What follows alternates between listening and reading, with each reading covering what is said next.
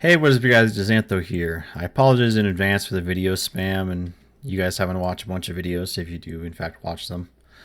But I had a couple suggestions in the comments, and that was to switch the totems instead of early, switch them quite a bit later and level with Sunder. Just self attack Sunder. So I thought, yeah, that could probably work. It has been a while since I've done self attack slam builds.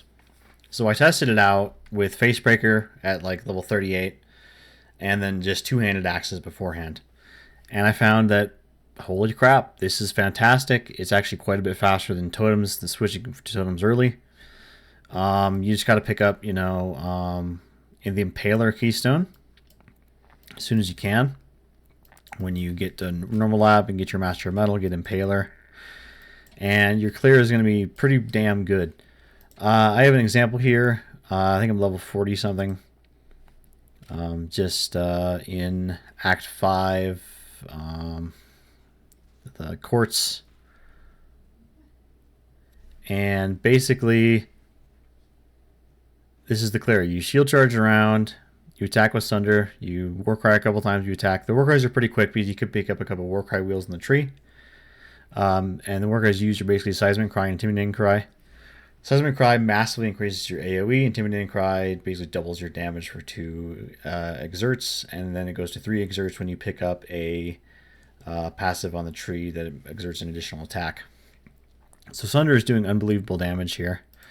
I'll go to Avarius here and show you that I literally just one-shot him through that phase with Sunder, especially with Fist of War up. So that is fantastic. So let's go to the PoB here. I've now updated on the PoB bin profile. Basically, what you're going to do if you have Facebreaker versus no Facebreaker. The 38 to 55, I am assuming you get your Facebreaker gloves before you get to basically level 40-ish. I think you should be able to get them by then. Previously, I was expecting you to get them by 28, which maybe is a bit ambitious. I usually get them by 28 when I'm leveling a Facebreaker build. But that would actually have been a while ago, so I'm not sure how the economy is going to work out this league. So basically, that may have been a bit ambitious, but here you can just use Sunder from level 12 to 38, basically. And you're going to do quite a bit of damage to Sunder's chance to bleed, added fire, Scissor Protector, Warbanner, Herald of Ash, Intimidating Cry, Seismic Cry. Seems like a lot of gems, but it's actually not that many sockets.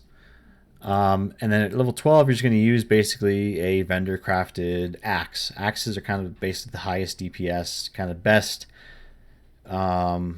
combination of base damage and attack speed between axes and swords, and scepters and one-handed axes and stuff.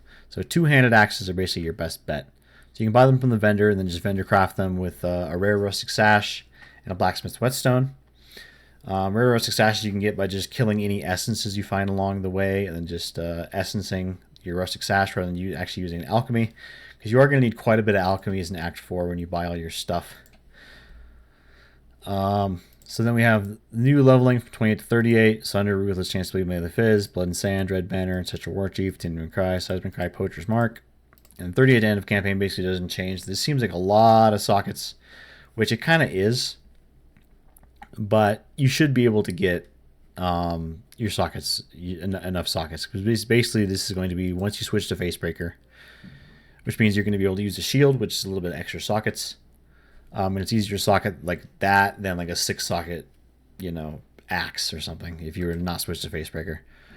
So, however, you don't get your weapon slot because Facebreaker, but still, it's not that bad. I tested it out in a kind of SSF fresh start. Except I did give myself Facebreaker because this is designed to be a trade build. You can do it in SSF, but this is designed to be a trade build. But basically, the PoBs are now updated with the Sunder leveling. We pick up Warcry speed, Warcry exertion effect, exertion damage. Can't exert travel skills because you're going to be early on. Your movement skill is going to be Leap Slam. Then we switch to Facebreaker. Your movement skill is going to be Shield Charge, so then you can take that out of there. But 15% of life when you Warcry is really useful because your Warcries don't have that long of a cooldown when you have these notes here. We are not going to be going over and picking up Deep Breaths because our Warcry cooldown recovery is not that important because we're not going to be like spamming warcries. We're just going to be using them, and the Sunder's basically going to one-shot basically everything. Even bosses, it's just going to insta-phase them when you get everything up and your Fist of War is ready. So that's basically fantastic. I sincerely thank people in the comments that suggested leveling with Sunder, because I think this is a much better way to go about it. Basically going with Sunder early and switching to your totems basically once you get to maps. And this is 55 to maps. This will leave you at level 66, which is basically kind of when a lot of people get to maps, and then you can just take Ancestral Bond at level 67 when you can get Bringer of Rain. If you're a little bit of a slower leveler, there should be more than a few Bringer of Rains on the market. You can heist early. There's one change even for the normal tanky version, and that is that I get, of course, Master Metal in first lab. Then second lab, I actually pick up Inspirational rather than Conquer, because Conquer doesn't do much because you're not using totems and you're hitting yourself as opposed to your totems hitting the enemies. So Inspirational is a huge amount of damage. And then once you want to get to maps, you're going to need to use 10 regrets or 10 respec points. And you're going to need to use a few more respec points there. But by the time you get to Uber Lab, which I think the first trials start showing up in yellow maps, by the time you get there, you probably should have enough currency to get 10 regrets. Because regrets are not that expensive early. And then take out Inspirational and go for Fortitude, Unstoppable Hero, and Conquer. That's for the tanky version. If you're not using the tanky version and are instead going for the faster version and higher TPS version, you're not going to do anything. I would just pick up Conquer when you get to maps for your Merc Lab, and then pick up First Strike Last Default for your Uber Lab. So Master of Metal, Inspirational, Conquer when you switch to totems in maps, which is basically level 68, which is basically when you do the lab anyway. And then First Strike Last Default when you do your Uber Lab, because it's kind of the least impactful of all of the Ascendancies for the faster version. So everything has been updated. So that's basically it. Once again, thanks people in the comments that suggested level with Sunder. I'm not above criticism. I'm not above having suggestions. So feel free to toss in suggestions in any of my videos. So that's always good.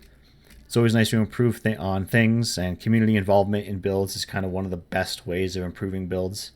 Just having one guy making a build is really not the best way of doing things. Community involvement is always great because everyone has different skill sets, everyone has different ideas, and everyone has different kind of experiences with different builds. So it's great to kind of have that community effort and involvement in helping me improve this build. So basically that is it, and peace out, you guys.